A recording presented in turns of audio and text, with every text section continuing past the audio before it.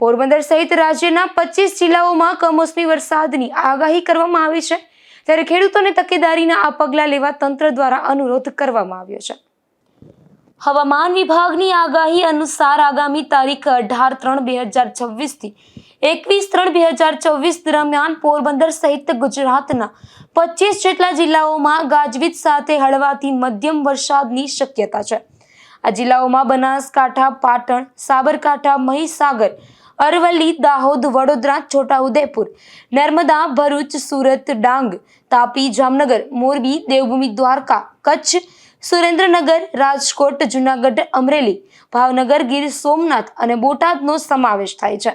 આ કમોસમી વરસાદને ધ્યાનમાં રાખીને રાજ્યના ખેતીવાડી વિભાગ દ્વારા ખેડૂતોને પાક નુકસાનીથી બચવા માટે ખાસ તકેદારીના પગલાં લેવા સંદેશ આપવામાં આવ્યો છે, જેમાં ખેડૂતોને જણાવ્યું છે કે જો ખેતરમાં કાપણી કરેલ પાક ખુલ્લો હોય તો તેને તાત્કાલિક સલામત સ્થળે ખસેડવો અથવા પ્લાસ્ટિક કે તાલપત્રીથી યોગ્ય રીતે ઢાંકી દેવો। વધુમાં પાકના ઢગલાની ફરતે માટીનો પાળો બનાવવો, જેથી વરસાદનું પાણી નીચેથી પસાર થઈ ન શકે।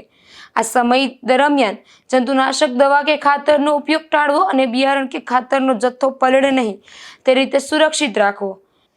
એપીએમસીના વેપારીઓ અને ખેડૂતોએ પણ માલસામાન શેડ નીચે સુરક્ષિત રાખવો અને દિવસોમાં વેચાણ અર્થે જણસ લગાવવું ટાળવું અથવા પૂરતી સાવચેતી રાખવી તેવું જણાવ્યું છે। નિપુલ પોપટ સાથે અશોક થાનકી, ગુજરાત ન્યૂઝ, પોરબંદર।